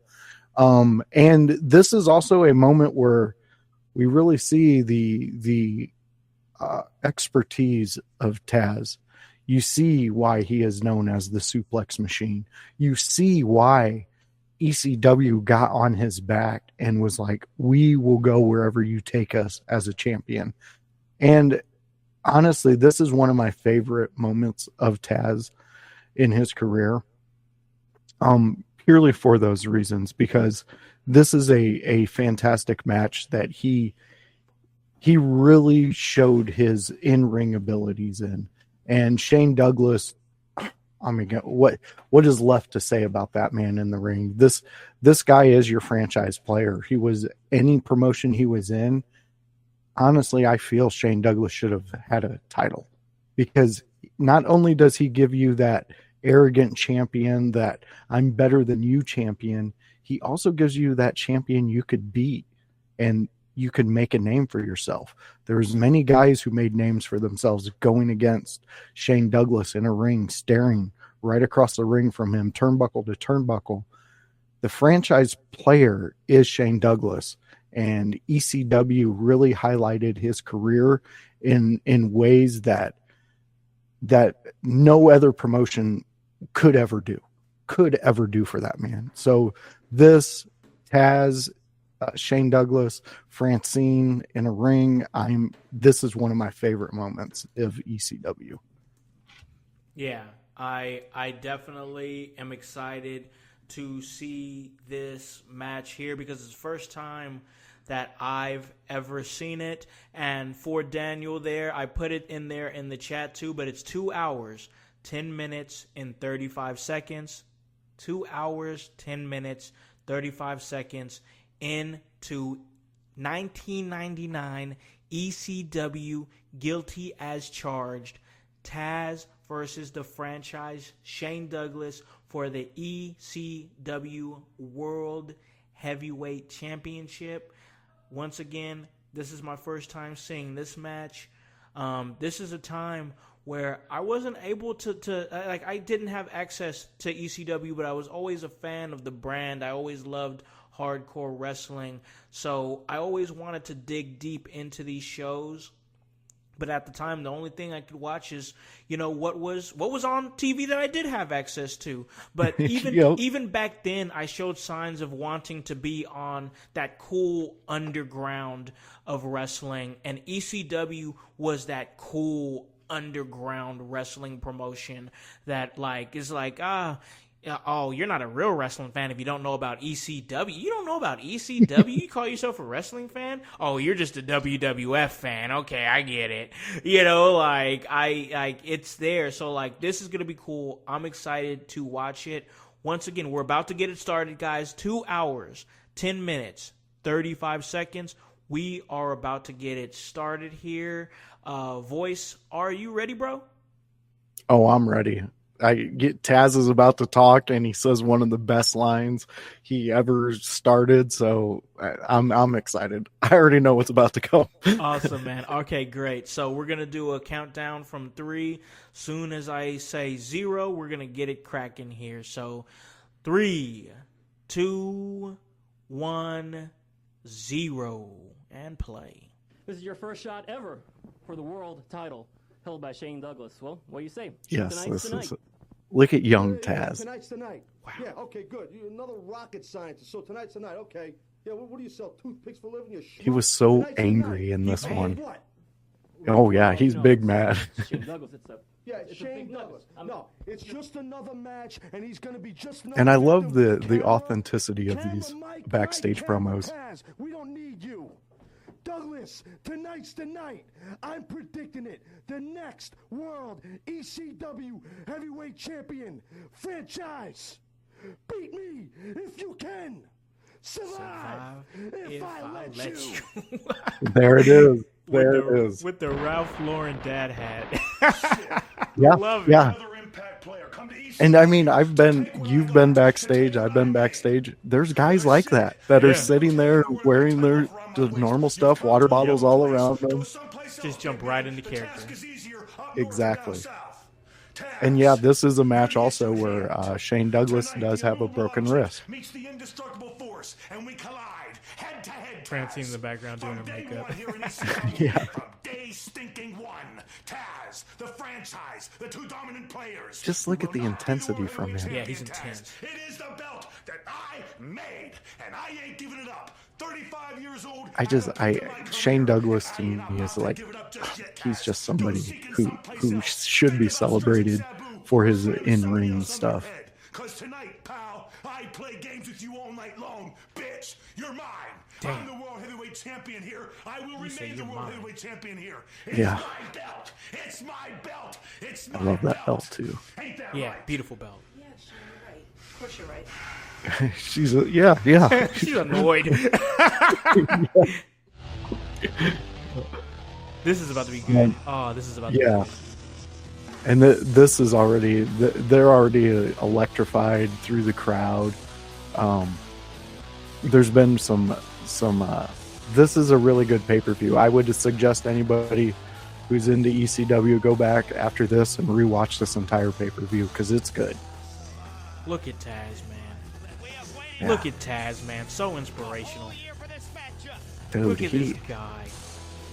A pit bull. he is the perfect amateur wrestling body. Like, you wouldn't if I had to pick a body type to go into amateur wrestling, Taz would be. One. Yeah, That's he's the a one. low center of gravity and just that upper body strength.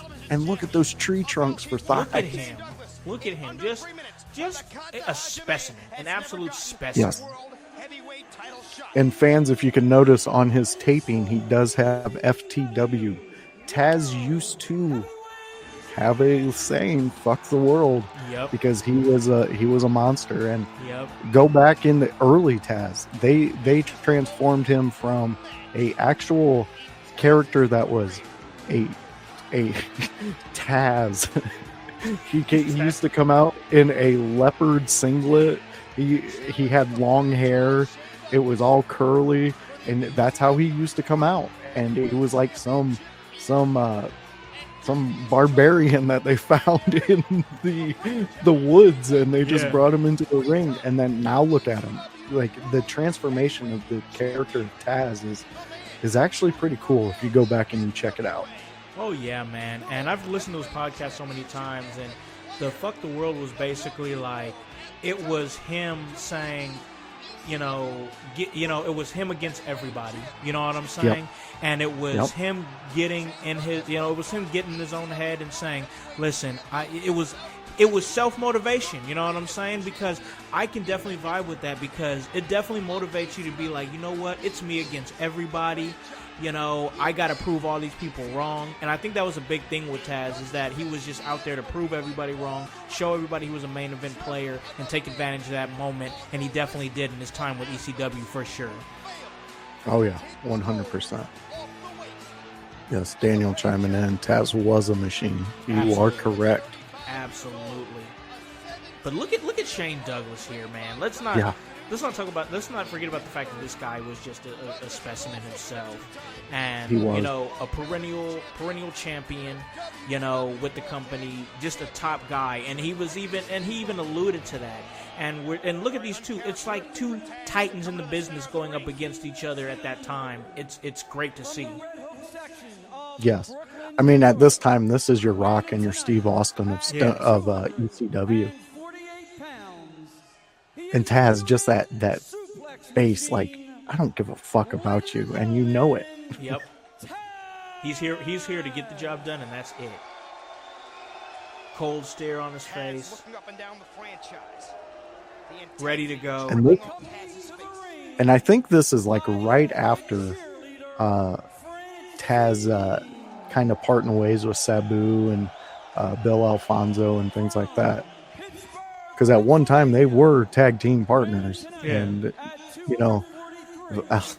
old Fonzie, he was the manager of both of them. I just love the cockiness of Shane. Yeah, he really plays that character. Yeah, he just plays it so well. And ladies and gentlemen, he is the franchise. He has deserved. Yeah, he gained that moniker. He adorns it. That is the franchise right there. So many people wanted him on the. Yeah, she didn't want to let go of that title. She was going to carry it. And you got to give credit to Francine too. She was a part of every single one of their pay-per-views. Sometimes I feel like Francine don't get the flowers she deserves. I agree with you 100% on that one. I will go back to our game. That is definitely true. Yeah. Oh, game. Oh, yep. You told her he was number one twice. He definitely did. Oh, this is going to be good. All right. Filling each other out here. Yeah, and it's amateur wrestling-esque. Yes, this is how you would feel somebody out, like going at him on the mat. And Shane can mat wrestle. That was a clean lockup. Like, that was clean. Oh, yeah. Oh, look at him go. Yeah, you're going to see a lot of these move transitions, and they are crisp. Oh, there we go. Okay. This is very much not what people normally expect from ECW. Yeah, exactly.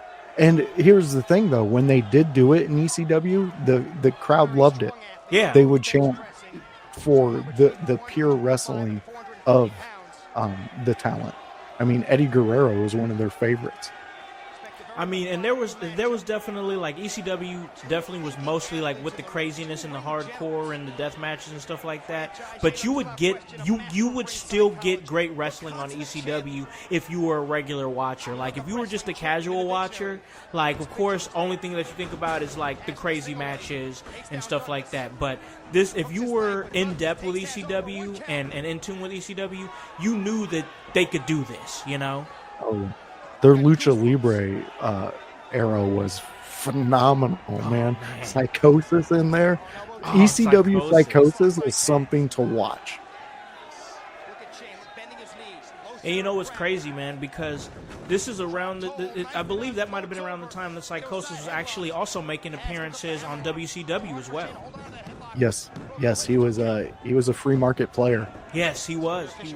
Always, as this match is going on, it's always interesting to think about like the structure of how wrestling is and how we know it now, being being involved in the business in ways and being able to peel back that curtain and see the structure of it, and then comparing it to how it was back then. Because I was like, dang, yeah, you had guys like Eddie Guerrero that was on ECW, and then he'd be on WCW as well, and it was just like you go anywhere and represent that brand, and you're like you said, a freelance player, a contracted employee, you know, or not contracted, but like a contractor, you know what I'm saying? So yeah, exactly. Like whatever they need you to do, and like I just think that's fascinating to me, that part, as we have Shane Douglas outside of the ring there, Taz looking strong in the middle of the ring, but yeah, that's fascinating to me, bro. Yeah, because even Ray was a part of that. Yeah, he was he appeared a couple times in ECW. Man, I don't know. Do you know who Alexander Hammerstone is on TNA? I've heard of him. Yes. Just looking at Shane Douglas right now, like Alexander Hammerstone, like is giving like those Shane Douglas type vibes. Maybe Hammerstone's a little bit bigger than him, but like the hair, the look, the grizzled type look, it just gives that big energy. Yeah. I don't know. I'm seeing that now. I feel and Shane Douglas is. He's really known for that, though. That look. Like, that look didn't change when he went to different promotions. Yeah. Really using that cast on his hand to his advantage in this match. It's crazy. I know Taz is short, but I didn't realize that Shane Douglas is only 6 foot, because in the ring he's looking a lot bigger. But also Taz is also a short, on the shorter side as well. Yeah.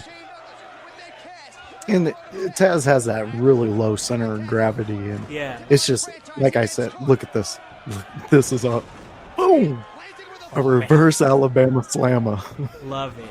Ooh, there's the clothesline. And Taz had aggressive clotheslines. Like, he made them look like they were gonna hurt you. Well, here's the thing that Taz was always good at. That really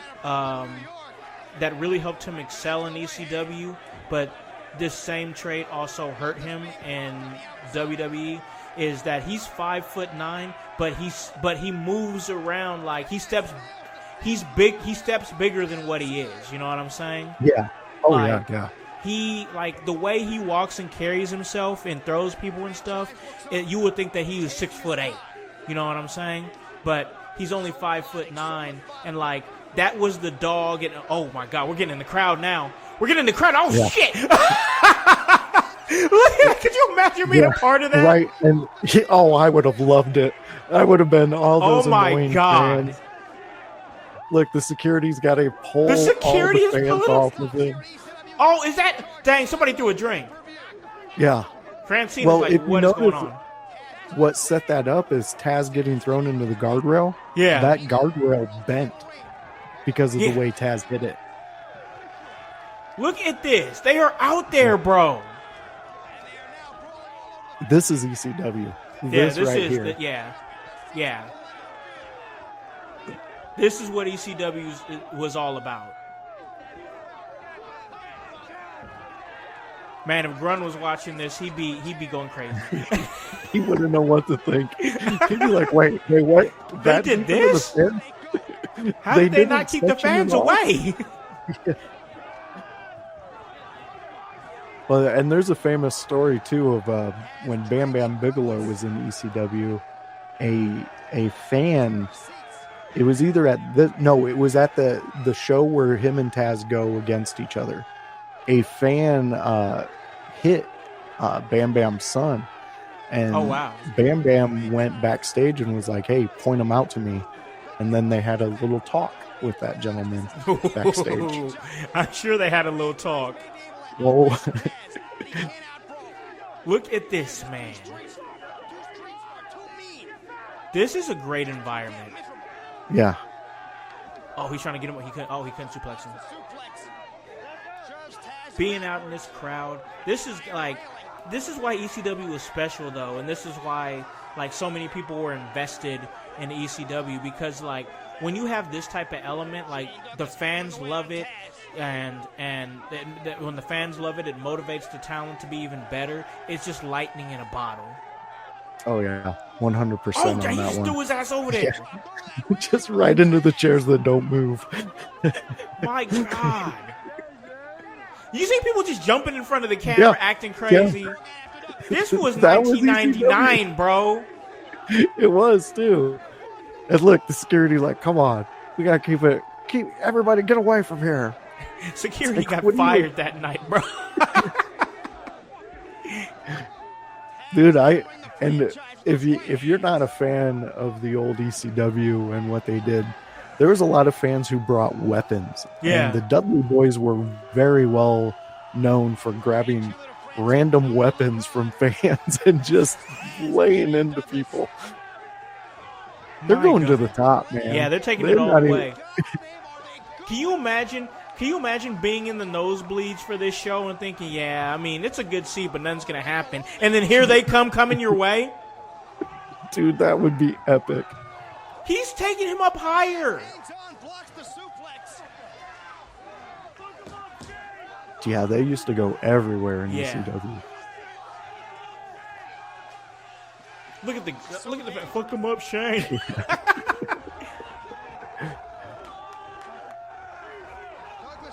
Man, that right there, to me, is a really cool moment to where it shows that Shane as the champion trying to struggle up there and Taz overcoming him. Hell no. Hell no. Okay, I thought he was about to jump. I was like, bro, no. Oh, shit, he's bringing him up there. Yup. Yo! Slam him right now.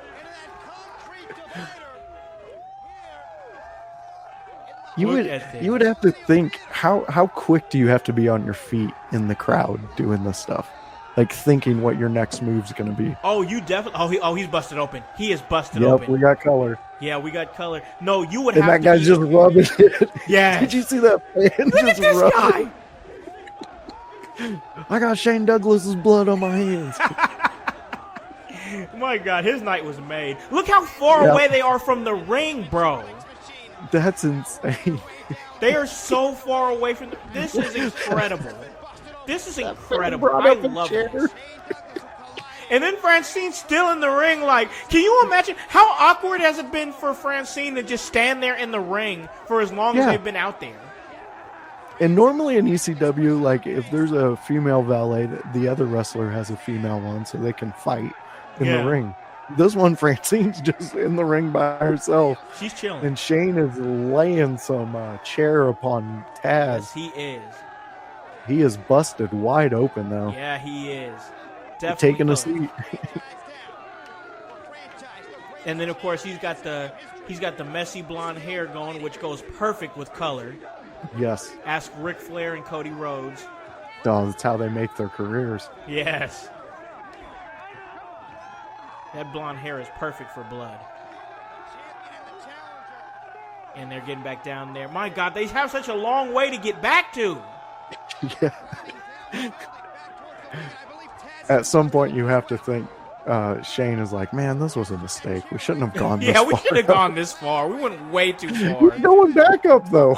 No, maybe it wasn't. Maybe you're wrong. I could be. Maybe Taz was like, why I did you definitely go feel like we should ask Shane that, like, did you guys intend to go up that far in 1999? Yeah. Like, or did you guys just be like, dang, we went really far, now we got to commit to it? Yeah, exactly. I mean, those are the questions I would It's a like to solid ask these question. guys. It's a solid question. You like, yeah. Oh, My God, look at this blood all over him, man. and I believe Taz is busted open at this point. Yo! Suplexed his ass. Yep, Taz is busted open as well. Yep. That guy's got half a beer. He's like, yeah, this is awesome. Yeah, dude. Can you imagine that action coming your way? You're a couple of beers in. You're probably feeling great. Yeah. This is amazing. This is 1999. This is ECW. Taz, Shane Douglas, ECW Championship. Like, this is a great vibe. Yeah, and Dan makes a great point. I just want to get to the comments real quick. Daniel makes a great point. Where did they hire the security from? I agree, bro. I agree. Dear God. Knowing ECW, they probably didn't tell the security team that they were going into the crowd. No, I'm sure not. I'm sure not. Look at these guys, man. They have they're just still, now made it to the main floor. Man, yes. They're just getting through this crowd, this capacity crowd. Look at this. And they haven't stopped laying hits on each other. No, they've been going at it. They've been going at it. All right, now we're finally back ringside. My God. Yeah. These fans love it, appreciate it. To think we started with pure wrestling and we got to that. And now we got tables coming in now? All right. Well, we're back at ECW now. Yep. ECW is back in action. Yes, it is. We love it. This is the ECW we love. I love pure wrestling, but this is what I like. So we're going to see what he does with his table. Taz is now in the ring. Yeah, he finally crawled back into the ring. My And that's God. what I loved. You couldn't have like champion's advantage with a count out in ECW because not a at thing. any moment it turned into a hardcore. And it was acceptable and actually wanted by the fans. Big boot right to the head. And Taz just showing his toughness. Bring it again. Do it again. Yeah, he wants it. And Shane's just baffled that this man just went through all of that and is still wanting more. Yep, look at him. There we go, Taz. God, I love Taz. Coming right back. Yep. That was the whole thing about Taz. He was the every working man, the man who worked to get what he needed. Oh, right through that table. Face Face first, right through the table. Fans, I don't know if you've ever been through a table, but going on your back, it's kind of difficult. It hurts a little bit, and sometimes the table doesn't break. Yeah. But to fall in it face first, My God. like that, that takes some skill. Bro, this is our literal first pinfall of the match. Yep. Kick out at 2, obviously, but first pinfall of the match.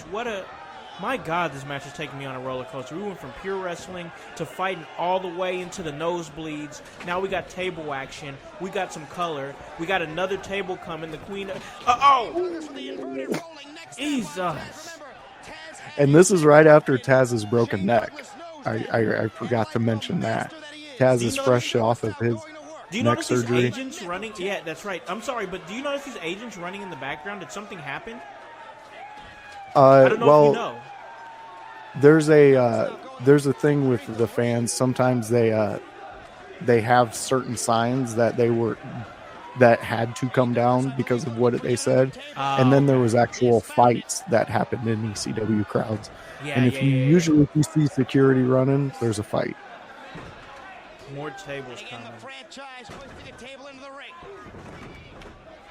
I do remember the ECW that was spray painted on their tables at the bottom. Yeah. That's where most of their budget went. Yeah. Yeah. I have Furniture. no clue. I just that joke. Yeah. No, I'm sure furniture was probably, but I know a lot of deathmatch companies though. They actually get good deals on that stuff, honestly. So. Oh yeah. Daniel's chiming in with, people hate on him, but I love Joey Styles on commentary. He fit ECW so well and always had a passion. You know, I can. My bad. I'm sorry. That suplex through the table. No, we'll you're get good. to that point. That was epic. My God, that was epic. But Yeah. I know you were gonna make a point about Joey Styles. I just gotta say, this is a storyteller, and we got a pin for him. Kick out of 2. This is a storyteller, and this is a guy who's been what the hell? Oh, you don't know what happens when that happens in ECW? Uh-oh. I think you know who's coming out.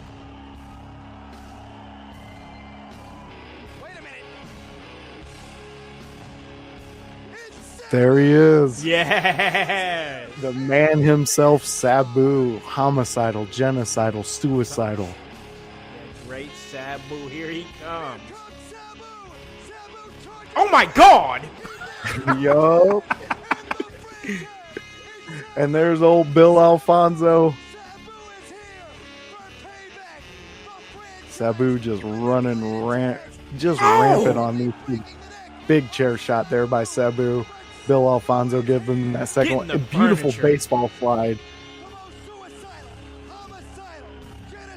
And fans, if you don't know, I get geeked for Sabu anytime he does anything. So Now you better do something now. yup. Oh. And Shane Douglas didn't have to take a single bit of that. He sure didn't. He just fell. Taz took it all. Taz he took it all. He took on it that all. one. Every last bit. And this was a big, in the storyline, this is a big moment that Sabu is back in ECW, and he's seeking retribution against Taz. This started the FTW championship. Yeah. Air Sabu. And Douglas is just out. But this what started the FTW belt. Oh, okay. Oh, he just threw Boom. a chair at that man. I love the fact that he is just killing these guys while his theme song is still playing. Yep. There's nothing like getting your ass beat to a soundtrack. Especially of Arabian music too. I know, right? Like, if I'm getting my ass beat to Arabian music, I'm questioning all things in my life. My God! Fucking love Sabu, man. He turned it midair. Daniel, the music playing the whole time, I'm dead. Dude, and that was a staple though in ECW when someone interfered. Their music played. New Jack, his music played the entire match. Wonderful. Bill Alfonso is great. He just got all the furniture. He didn't miss a beat. Nope. He kicked out. He kicked out. Oh my gosh. This actual match, this is what I was saying. It really built up the fact that you knew ECW was behind Taz. Yeah. You just had Sabu come out. They've already been everywhere they can in the arena. Shane Douglas right now thinks he's got a 3 count. Francine's letting him know, you only got a 2, bud. Yeah. What are you doing? And then the ref is taking care of the table. Yes, take care of the furniture. You don't got anybody on the outside that can drag that out. You got the ref doing it. Hold on. Oh, look who just made it to the ring. Tammy Lynn. Oh, there's the franchise's best friend, Chris Candido. Well, this is going to be they get into it. There you go, Candido. Oh! Ooh, big spear by Francine. Best spear in the business. You get on the outside, Toots. The dress coming all off. Oh! Yup. And there it was. The turn from Candido. I feel like it Then happened so a Taz. fast that the crowd didn't react to it. And now they are. It happened quick. It did. I honestly, correct me if I'm wrong, if anybody knows, but I believe this is the moment that Candido left ECW. Him and Tammy left, and he was done there. Yeah. And tragically, we all know what happened to him. Yeah, for sure. Yeah. Oh, Tasmission. Tasmission's locked in. And look, Shane using every trick there is to get out of a hold like this in wrestling. And Taz just doesn't light up. He holds on to it the entire time. And he's got it on again, yep. Yep. Ooh, he didn't even Yep, he dropped. When he dropped like that, it was a wrap. And I don't know if this is true, but I'll speak about it after this happens. Because there's a story that goes with this exact middle moment. Fingers. Just holding on to that. The Tasmission is not going anywhere. That's it. Yeah. There's your winner. There you go. Wow. Taz gets his world title. I was told, well, I was reading one day, and there was a story about this, and that Shane Douglas was the one who turned it to, he didn't think he should tap to Taz. And it wasn't any disrespect to tap out to Taz. It was to show the dominance and the overall meaning of Taz winning this title by completely choking out the franchise until he was unconscious. Yep. Which I honestly think played way better, because if you would have had him tap, then it's like, why? You know, like, why would Shane Douglas, the franchise, tap? Like, the world title is what he lives for in any promotion he's in. Yeah. Wow. Yeah. That was epic. That was epic. You understand why that's one of my favorite Taz and Shane Douglas matches. Yes, man. That was great. I enjoyed it. Man, what a great show this was, man. We're bleeding into SmackDown now, so we're going to ride off into the sunset here. Great match. Once again, guys, join us as we're going to be going to Lafayette, Indiana. We're going to be talking to Sandman, Shane Douglas, Bill. A lot of the people we're going to be talking to are a lot of the people that you guys just saw that we just got a chance to chronicle the match. Francine will also be there. Daniel, thanks for joining us, man. We really appreciate you, bro. You. Joining us on that watch along. That was awesome. Thank you. Hope we can get you on some more episodes to come in and join us and hang out with us in the chat. Really appreciate you doing that, man. That meant a lot. But I'm going to give it to the voice, Josh Joseph, to go ahead and talk about anything you got coming up, anything you're excited about, things of that nature, so we can slide off of here and I can throw a little SmackDown on. Awesome. All right. Well, thank you, Howse, for always having this available for us to do and play and, you know, introduce the fans to some shit we like. I just want to say, join me and Grun Monday nights. We do the Monday Night Raw review where we talk 3 subjects from the previous Raw, and then we talk what's coming up and get you ready for the Raw that we send you off to at 8 p.m. We start that show at 7 p.m. So join us, have some fun. Me and Grun are doing some real fun work there, and we're really enjoying the partnership that we've come up with. And always catch me on a Sunday house party. You know, those are definitely fun, and you can come and see all the crazy ideas that me and all the rest of the crew have. And definitely check out my friend Hypocrisy Jones and all the things he does. He does a Thursday night where they do some comedy, and it's out at Cooper's Pub in Kokomo, Indiana. Go join them. Sign up. Be funny. That's what they want. So thank you all for joining us and being a part of the In Your House crew. Truly, tomorrow is going to be an amazing feat for me in life, in just talking to certain people. Hopefully we get some new names on the old WCW belt up there. There you go. It would really add to that belt and the meaning behind that belt and all the signatures on it. It would actually like really round it off very nicely. So Stay tuned to us. Check out everything we're doing. We absolutely love you guys, and thank you, Household. Yes, man. Check out everything my guy is doing. Tomorrow's going to be very exciting. And once again, it's for a great cause. Every child wins to support the fight against muscular dystrophy. And once again, great top-heavy ECW talent is going to be available on this, on top of great local talent that you're going to see. Most definitely like Dale Patricks and Don't Die Miles and Eric Dillinger. It's going to be awesome. I didn't know Miles is going to be there. Miles is going to be there. Yeah, Miles is amazing. Awesome. Amazing. Love Miles. But yeah, man, it's going to be a great event. Hope you guys appreciate it. We're going to be getting some great content throughout the night. I'm very excited.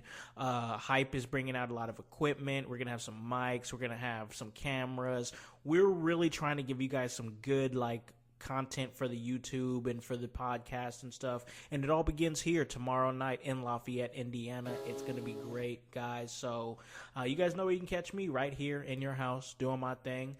And then, of course, you can catch me at Emerge, Wrestle Arts. I'll give you guys the information on those shows as they come a little bit closer to the time. But, man, you already know you can follow me at Alakon House on all those social medias. You already know. And at In Your House Pod on X, and that's HOWSC, and the W stands for work. So, guys, we really appreciate you guys sliding through. Great episode once again with my man, The Voice. So for The Voice, Josh Joseph, for Grunmeister, for the world's most dangerous podcaster, and for Hypocrisy Jones, I am Alakon, the Concept House, here to remind you to tell a friend, to tell a friend, to tell a friend, to hop on this bandwagon. Get on or get gone, because the household is still going mighty strong. You guys have a great day and a great weekend. Peace.